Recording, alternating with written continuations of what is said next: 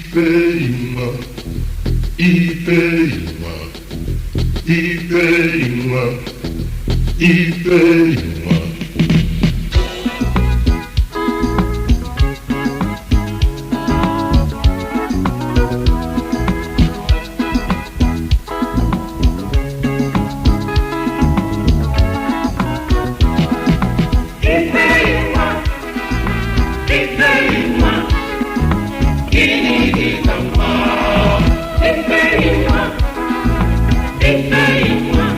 Knock, knock. Who's there? Are you ready? We are here to tackle natural family planning.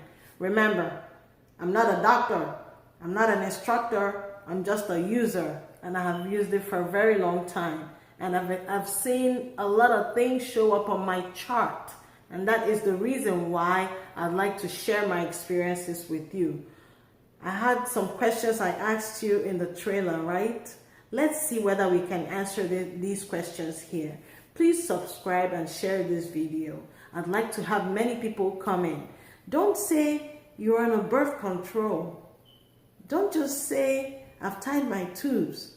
Yeah, you still need this. I'll tell you the reason why you need it. You need it because natural family planning can actually help you predict your state of health.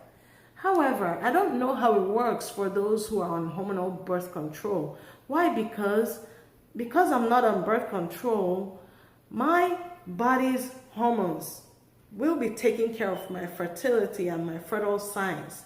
But yours, because you're still on a hormone, maybe it might alter it.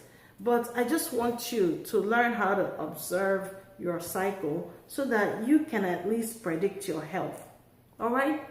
So, natural family planning can help you achieve pregnancy. It can help you avoid pregnancy. It can also help you select the sex of your baby. It can also help you know the state of your health, especially the triggers that affect your health. Okay? It's not the same for everybody. So, we're going to see how we can decipher what our body is telling us through what we see on our observation. Remember, natural family planning is not, I repeat, it is not calendar method. You know another thing, some people don't even know what they do. They call it natural family planning. No, it has a method to this madness. Okay? Pay attention. I really want it to be fun. I really want it to be fun. All right? Come with me. Let's go to that chart. Today, the only thing we're going to do is to recognize the chart. Okay? We're not going to learn how to do observations today. I don't want this video to be too long and boring. All right? Come with me.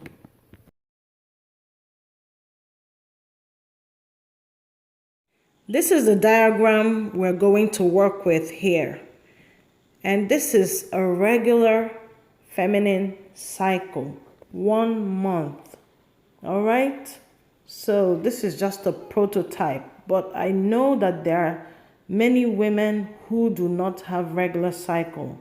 This is what we hope to have, but people like me and you and so many other women don't have this.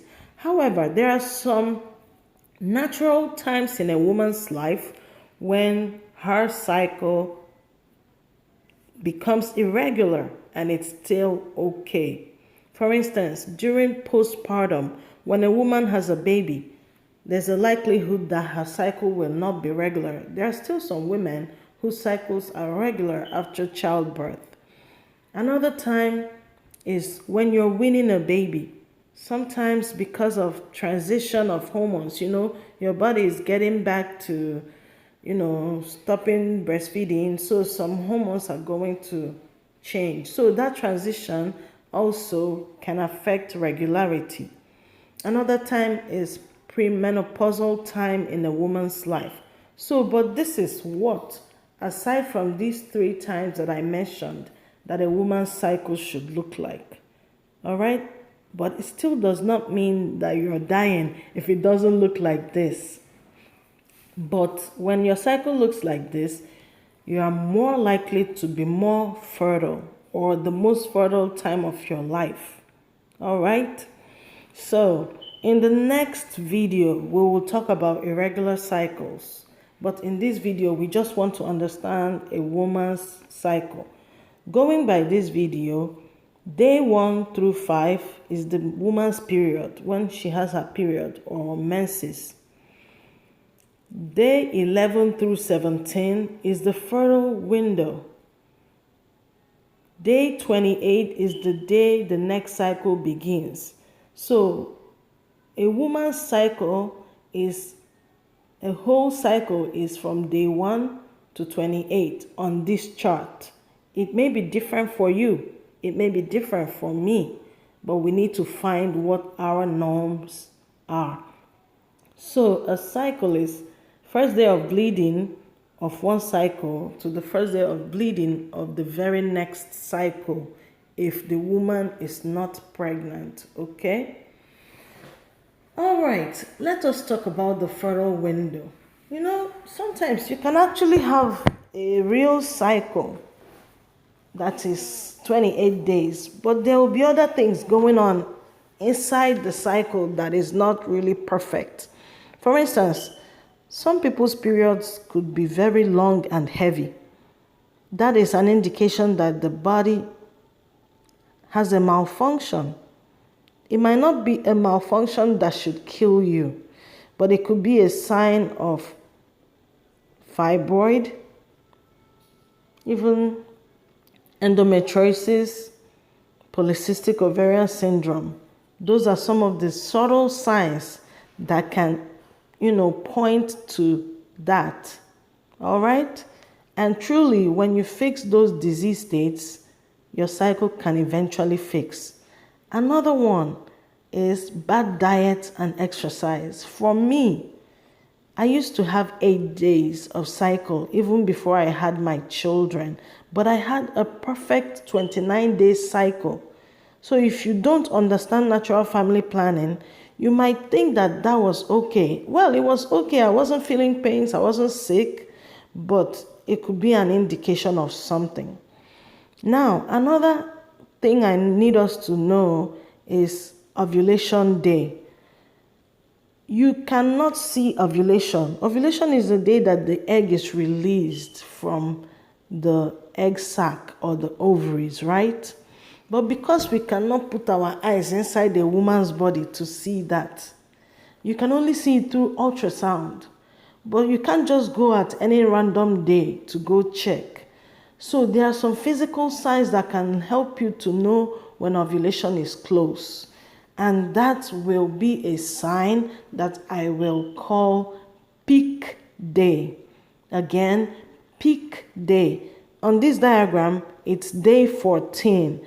If you observe, a good cycle has the peak, sharing the cycle evenly, so that we will have the beginning of the cycle, day 1 to day 13, will be pre-ovulation, while day 15 through 28 will be post-ovulation, okay? We are almost coming to the end of this presentation. I'm going to recap a little bit. So this is a regular perfect cycle. What God intended for a woman's cycle to be like. But there are other things that can switch up signs on this cycle. The first part, the menses, is day 1 through 5. The fertile window is day 11 through 17. When we get to the next video, we're going to tackle the ovulation window very well. Then day 18 through 29 is the last patch of infertility, infertile time in a woman's cycle, meaning that if a woman has sex during that time, she will not get pregnant. We've come to the end of the program. My name is Dr. Chineye Chuka Ipere. I'm a pharmacist, not a medical doctor. I You know, there was a time I said I'm not a doctor. I'm actually a doctor, but not a medical doctor. Thank you for watching. I hope you come again next time. What do I have cooking in this skillet? Can you see it? The thing I have here is cabbage, onion, black pepper, salt, and coconut oil, and a little of broth. This broth, look at this broth. You see it? I think it's, I don't know which. Okay, let me look. It looks like goat meat. Yep, it should be goat meat. You see this oil here? You know, when people say people drink oil in keto, let me explain a little bit. When I came to America, the diet then was sugar-free, oil-free. If it was when we came to America, I would have used very little coconut oil and maybe poured water into this thing, right? Just so I don't use oil. Then this broth that I just showed you, I would have scraped off the oil on top and thrown it away, right? Or if you're eating chicken, you peel the skin and take off all the fat. But for me, what keto is saying, throw in that fat. Throw in that fat. You need it. Okay. You guys know that I just restarted my keto again. Alright? Let me tell you one thing I observed. My period started yesterday. I am somebody who is very irregular. And my period usually tends towards the long side. Before this keto, my normal was 33 days. The reason I say 33 days is that I log it on my phone. So I have tried to look back. 33 days cycle. However, this cycle was 28 days. What did I change? My diet. And then I removed carbs. Immediately I did that, my period came down to 28 days. Like I kept telling you guys, that was my cycle before I started having kids, was 29 days or 28. After having my first baby, it got messed up. When I started keto 2017, it got fixed. Now I stopped keto, I started eating carbs again, my cycle messed up. Went back to 45, 41, 47. Now I came back to keto again. Just a few weeks of keto since I started doing YouTube, it went back to 28.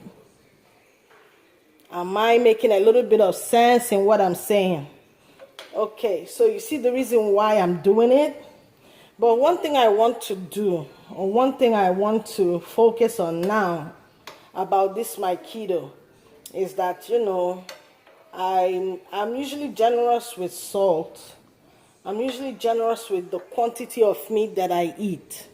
I want to see what the effect of cutting down on my meat. Well, I wouldn't say that I eat too much. I don't. Okay? But today, I'm just going to eat this alone for breakfast. I've had a bunch of bites here. I had an avocado, but I wasn't satisfied, you know. But what else did I taste? I don't remember, but I haven't eaten like a real meal. So this is my first real meal for today. All right? So I'm excited to explain that this keto already has corrected my cycle. Okay? I'm 44 years old. Before keto, I thought I was premenopause because my mother saw menopause at 45. And the first time I did keto, I was 42, 43, so I thought I was close to menopause, but keto corrected my cycle. Yeah, so I'll stop here so far.